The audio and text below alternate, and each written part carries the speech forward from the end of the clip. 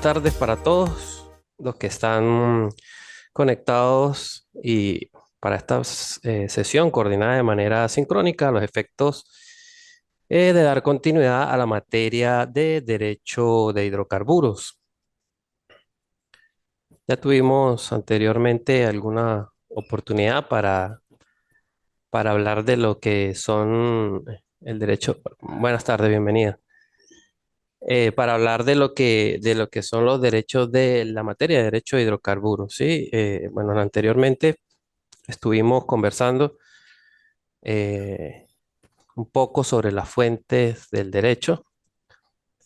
Bienvenida, ¿cómo es que es su nombre? Ana, Ana Gil, ¿sí? Conversamos, ok. Bueno, bienvenidos y a a las participantes que están vía online, pues vamos a dar comienzo. La anterior oportunidad estuvimos hablando un poco de las fuentes del derecho y quedamos en lo que era la última que vimos fue la jurisprudencia como tal. Mm, Hoy vamos a continuar hablando con lo que es la costumbre, ¿sí? La costumbre como fuente del derecho y como fuente del derecho de hidrocarburos. Entonces, la costumbre vamos a definirla de varias definiciones dadas por varios juristas, comenzando definiéndola como que la costumbre es una de las fuentes del derecho que realmente no es otra cosa que normas jurídicas no escritas, que son impuestas por el uso, ¿sí? También se puede decir que costumbre es un uso existente en un grupo social que expresa un sentimiento jurídico de los individuos que componen dicho grupo. También pudiéramos decir que es la manifestación de la norma jurídica hecha tácitamente por el pueblo, mediante un uso uniforme y constante, y es observado como tal como una regla necesaria y obligatoria. También puede decirse que es la observancia constante y uniforme de una regla de conducta por los miembros de una comunidad social, con una convicción de que responden a una necesidad jurídica. Y también pudiéramos decir que la costumbre puede conceptuarse como la constante y reiterada conducta social que es deseada y necesaria para el desarrollo de una sociedad. En las costumbres hay dos elementos fundamentales. Un elemento material, que es la reiteración de un determinado comportamiento, y otro elemento espiritual, que es la elevación de ese comportamiento a un modelo de conducta. Entonces, se crea por esa necesidad de la sociedad. Se crea no solo por esa necesidad, sino que aparte de que existe es necesaria esa nueva imposición o regla de conducta en la sociedad, pues además debe existir esa convicción de que debe ser llevada realmente como norma que se aplica. Entonces, allí para que estemos claros en lo que es la costumbre. Ahora, bueno, acá los que están vía web, pues sí están visualizando no tengo la pantalla habilitada acá, pero posteriormente igual, pues este video lo pueden ir observando. En otras de las fuentes, pues tenemos lo que es la doctrina, ¿sí? La doctrina es una palabra que significa enseñanza. Eh, según, eh, según uno de los autores, como lo es García Maine, eh, dice que la doctrina, él los denomina como a todos los estudios de carácter científico en que los juristas realizan acerca del derecho, bien sea con un propósito puramente teórico de sistematización de sus preceptos, o también para lo que sería como querer em, darle una interpretación a una norma jurídica. Entonces, es allí donde la doctrina hace sus aportes. También pudiéramos conceptualizarlo como la opinión o las opiniones, estudios y tratados de los jurisprudentes o jurisconsultos. No es en ningún caso vinculante, puesto que se basa en una cierta especulación y tiene una base de sustentación que puede ser bastante subjetiva. También pudiéramos decir que la doctrina son los estudios de carácter científico, en donde los juristas o los expertos en derecho pues realizan en torno a este derecho y que puede ser con un propósito meramente teórico y con la finalidad de ampliar o interpretar las normas del derecho. Entonces, principalmente la doctrina busca dos propósitos. Uno es, como les dije, puramente especulativo para sistematizar los preceptos de un autor o un jurista y también con la finalidad de interpretar las normas señalando las reglas para la aplicación, bien sea para criticarlo o para proponer nuevas normas. La importancia de la doctrina es que sirve de instrumento para que otros nuevos estudiosos del derecho pues, puedan aumentar de repente sus conocimientos y aporten nuevas teorías. También se debe hacer mención que en muchas oportunidades las decisiones de los altos tribunales de la República en sus criterios reiterados, que son, como los comentamos anteriormente, son convertidos en jurisprudencia, pues es allí donde la doctrina pues también hace su aporte en cuanto a lo que puede hacer alguna interpretación al respecto. Bienvenida. Entonces, es allí donde a veces la jurisprudencia toma esos aspectos doctrinales. Eh, Voy a ir luego a pasar a hacer una referencia de lo que es el derecho de propiedad del yacimiento de los hidrocarburos. Ya algunos han podido verificar en las actividades que se asignaron, pero bueno, de conformidad con el ordenamiento jurídico actual vigente, tenemos una ley orgánica especial que está vigente, que es esta ley orgánica de hidrocarburos, en donde se recoge el principio en los que los yacimientos de hidrocarburos son de la propiedad de la República y tiene ahora un rango constitucional. Y es que efectivamente eh, nuestra ley fundamental, es decir, nuestra Constitución, nuestra Carta Magna, ratifica expresamente eh, la propiedad de la República sobre los yacimientos mineros y de hidrocarburos existentes en el país, tal y como lo comentábamos anteriormente, y en el artículo que lo conseguimos en el artículo 12 de la Constitución de la República Bolivariana de Venezuela, en donde allí pues vemos que nos establece que los yacimientos mineros y de los hidrocarburos, cualesquiera que sean su naturaleza existentes en el territorio nacional, bajo bien sea el lecho del mar territorial, en la zona económica exclusiva y en la plataforma continental, pues pertenecen a la República y son bienes del dominio público y por tanto son inalienables e imprescriptibles, ¿sí? No pueden ser traspasados, no pueden ser vendidos, son absolutamente de carácter público y de propiedad de la nación. El texto constitucional pues nos admite esto y nos ratifica de que la propiedad es de la República sobre esos yacimientos. Y no solo sobre los que se encuentran dentro de esas fronteras nacionales, sino adicionalmente los que son contiguos. Esto con razón de que las delimitaciones van derivadas de la celebración de tratados internacionales con países circunvecinos.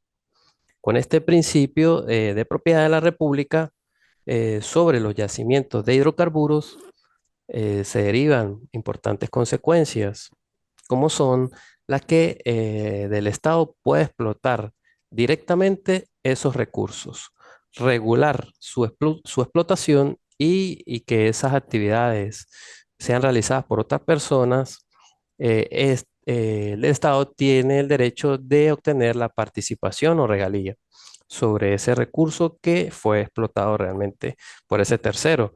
Entonces no se trata solo de una mera propiedad, sino adicionalmente es una plena propiedad. Las Naciones Unidas como tal reconocen el derecho de propiedad de los estados nacionales sobre los recursos naturales, pero esa propiedad es común e indivisa, es decir, que no pueden ser repartidas o acreditarse ni en tiempo ni en espacio, como una cuota aparte para el patrimonio particular de cada ciudadano, sino que debe permanecer como un bien patrimonial común e indiviso, como les dije, de todos, y que sea obviamente pues de todos los venezolanos que conforman la nación.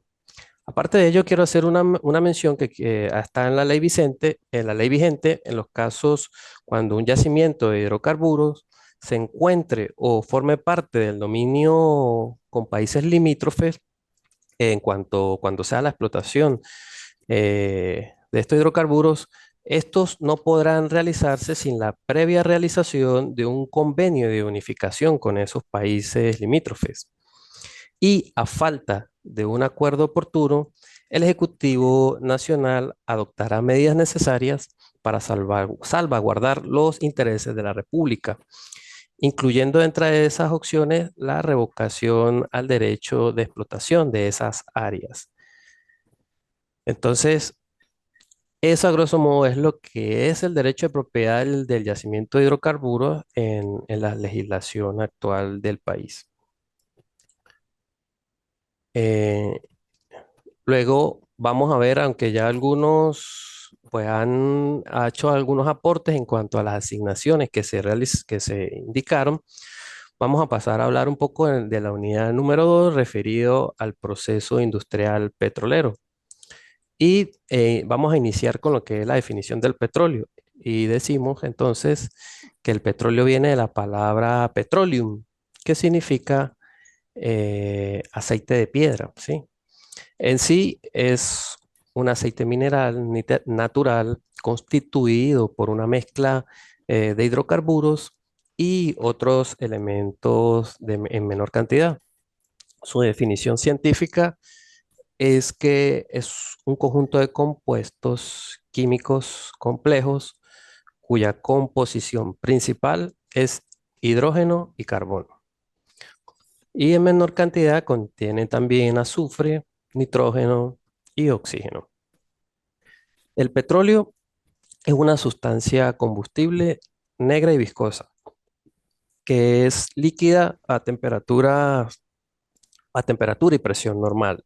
Su origen está en la descomposición de sustancias orgánicas producidas por la acción de microorganismos, como lo son restos de plantas y animales marinos, así como lo que llaman diatomeas, algas, moluscos que existen en los mares interiores poco profundos y que luego fueron cubiertos por arcilla, arena y fango sedimentario.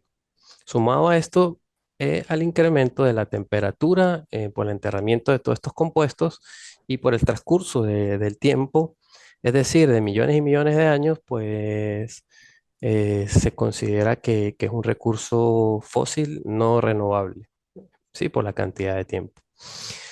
Em, Ahora pasando a, yo acá tengo una gráfica que, bueno, de repente algunos ya lo han visto, si no, posteriormente lo van a verificar.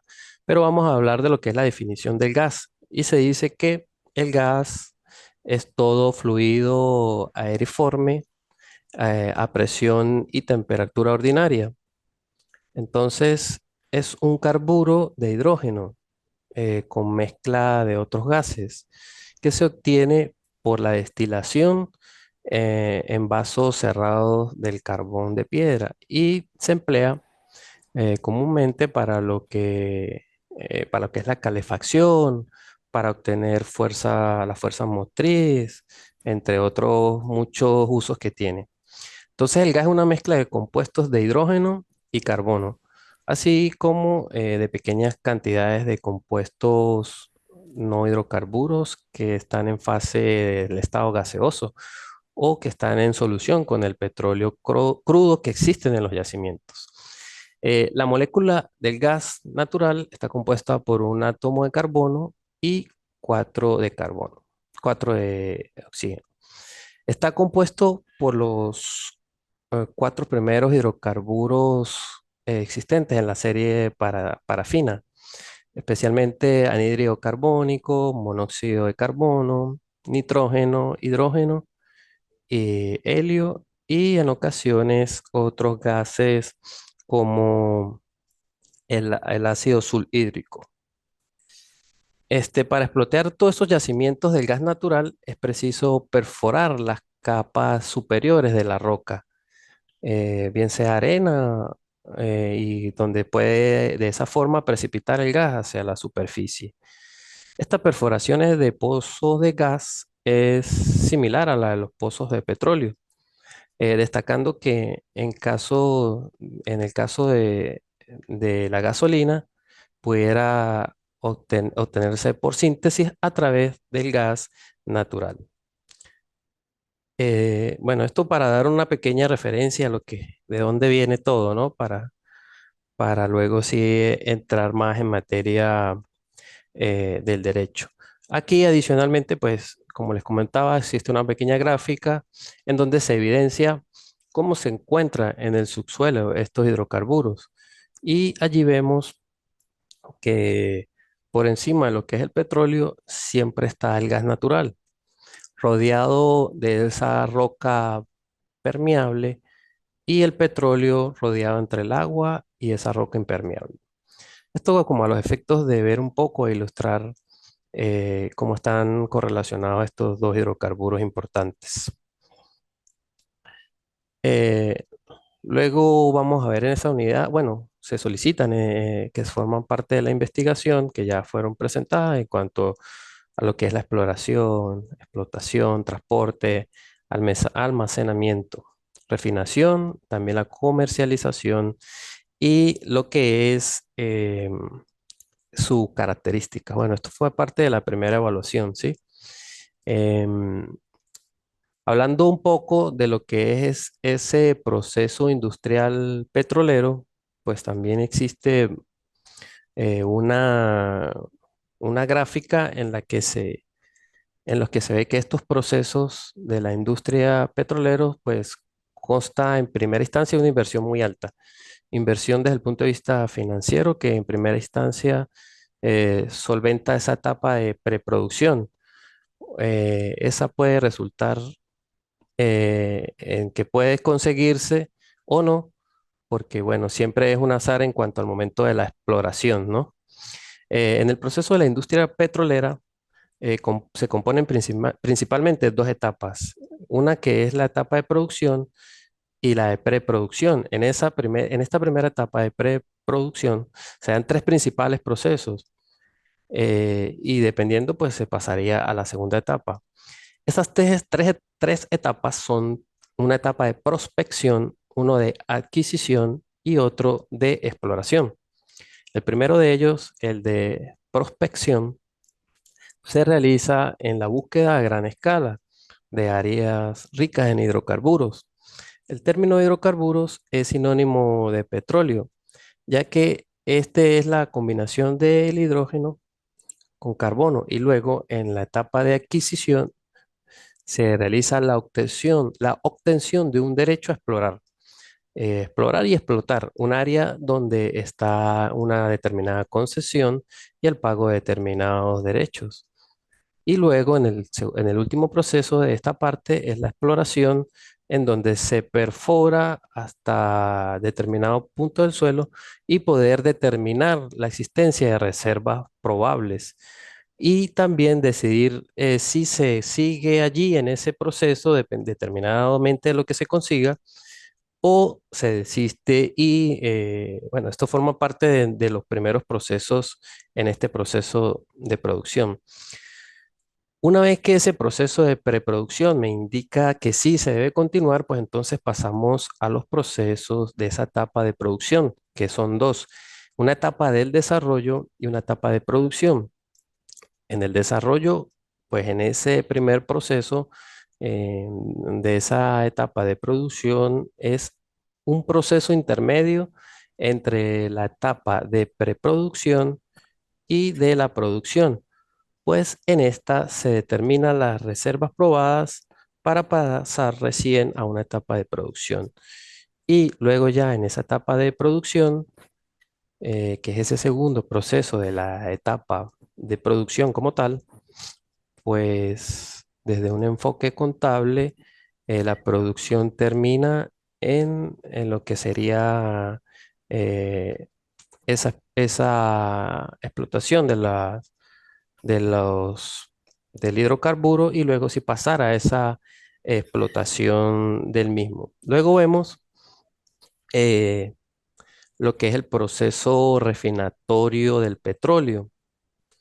En la refinación del petróleo es un proceso, como les dije, complejo, utilizado para separar las fracciones de los diferentes hidrocarburos, sobre todo partiendo de un petróleo crudo, que es un petróleo sin procesar, y a través de este proceso de refinación, en que los diferentes procesos del petróleo, tales como los aceites químicos, biocombustibles y gases, son sustancias que son manipuladas diariamente en este proceso y en todo el mundo. Este proceso tiene 5 procedimientos básicos de refinación de petróleo, los cuales son la separación, que es mediante de un proceso de destilación o absorción, otro que llaman el craqueo, que es el rompimiento de grandes cadenas de moléculas en moléculas más pequeñas, lo que es la reformación, que es la redisposición de la estructura molecular, también lo que llamamos la combinación, que consiste en que esas moléculas más pequeñas son combinadas con el fin de obtener moléculas más grandes, y lo que es la remoción química de contaminantes. También a los efectos de ilustrar este proceso de industrialización del petróleo, pues vemos una gráfica donde siempre el petróleo crudo ingresa en un proceso de destilación en las empresas petroleras, que cuando es sometida a una serie de temperaturas, pues a través de ese proceso de destilación fraccionada, a medida de que va calentando y a determinadas temperaturas, pues teniendo la base con lo que es la parte de la parte, si se quiere, de menor temperatura a las que tienen mayor temperatura, pues vamos obteniendo cada uno de los productos derivados de hidrocarburos. Eh, Empezando con el más básico, que pudiera ser un betún para lo que lo que conseguimos a veces también para los techos de las casas o para determinadas carreteras. Luego los combustibles para los barcos y los procesos industriales. A medida que va aumentando, pues son más procesados estos hidrocarburos, los aceites, lubricantes. Luego el combustible tipo diésel, que es más para el transporte masivo o de carga, también lo que es el combustible para los aviones, ya un poco más destilado, con mayores procesos de refinación, pues el petróleo para el caso de los vehículos, para que luego de la gasolina. Y por último, pudiéramos hablar del gas licuado, del petróleo, a los efectos de lo que es esta parte con fin doméstico.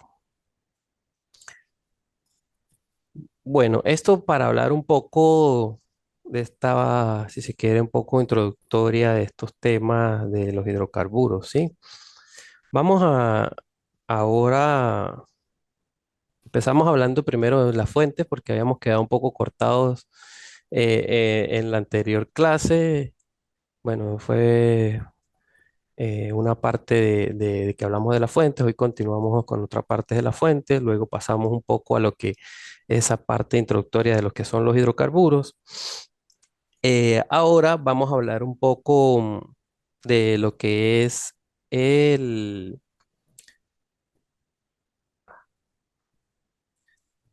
Aquí ya me avisa cuánto tiempo me queda. Bueno, un poco lo que son los antecedentes históricos del régimen legal aplicable en la reserva de la industria petrolera, ¿sí? Em, bueno, como tal, eh, esa sería la unidad número 3 de esta presente materia. Em, Ese régimen legal de los hidrocarburos en Venezuela. Pero hablando un poco de los antecedentes históricos, este, podemos hablar de que lo primero que vamos a conseguir en la historia es esas ordenanzas de San Lorenzo, ¿sí? Porque como sabemos, antes, pues bueno, Venezuela entró en un proceso de modernización eh, donde pasamos de una economía agroexportadora a una más rentable con la aparición del petróleo. Evidentemente transcurrieron muchos años para que la renta petrolera comenzara a arrojar beneficios al país. Pero desde un inicio de esta actividad fue que se pudo hablar de la existencia de una economía petrolera. Pero el primer antecedente nos vamos a ubicar entonces en esas a la parte en los tiempos de la colonización española, en donde el poder político español pues estaba plenamente en América y las primeras legislaciones en materia fueron las llamadas ordenanzas de San Lorenzo de 1584, el 22 de agosto de 1584. Eso fue firmado por el rey Felipe II. En estas ordenanzas se adoptaba el derecho de Indias con un principio regalista sobre la propiedad de las minas, sobre los metales, sobre el oro y sobre las platas. Este principio regalista del derecho ya lo conseguíamos de aquí y allí pues se incorporaban todos los recursos minerales al patrimonio del rey, por lo que nadie podía trabajar ninguna mina ni beneficiarse de ella sino una mera licencia emitida por el rey y además debía pagar una regalía. Esta modalidad llamada derecho regalista se da cuando el Estado crea el derecho individual a favor de una persona, bien dentro de unos límites establecidos por el Estado mismo y de acuerdo con normas fijas y comunes para todos. Aquí es importante comprender el concepto de regalía como un pago que se efectuaba al titular del derecho, al derecho de propiedad, bien sea de algún bien y a cambio de usarlo o explotarlo. Estas ordenanzas de San Lorenzo estuvieron vigentes hasta las ordenanzas de minería de Nueva España. Entonces, si vemos que ya desde 1584 ya veíamos un principio que igual lo seguimos aplicando y estuvieron vigentes prácticamente por 200 años, ya que con estas nuevas ordenanzas de Nueva España de 1783, 22 de mayo de 1783, igual estaba el rey Carlos III, las cuales tenían otras características que constituyen un verdadero código sobre el tema. O sea, ya era mucho más amplio, pues evidentemente habían transcurrido 200 años y que allí igual confirmaron el principio regalista, pero lo hacían mucho más amplio, ya que lo ampliaban a cualquier otro mineral o cualquier otro producto de la tierra que pudiera llamarse de hidrocarburos. Además, se afirmó ese principio regalista al afirmar que ninguna mina podía ser trabajada sin una concesión que fuera directa del rey. Y evidentemente debía existir un pago por esos concesionarios. Aquí se mantiene ese orden jurídico hasta que se produce el paso definitivo a la época de la República.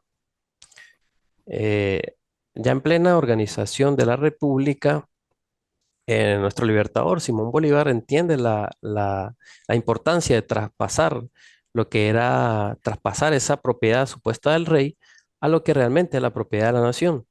Y así presenta su famoso decreto del 24 de octubre de 1829, en donde, siendo presidente de la República de Colombia, allí marca el más importante precedente jurídico republicano al respecto.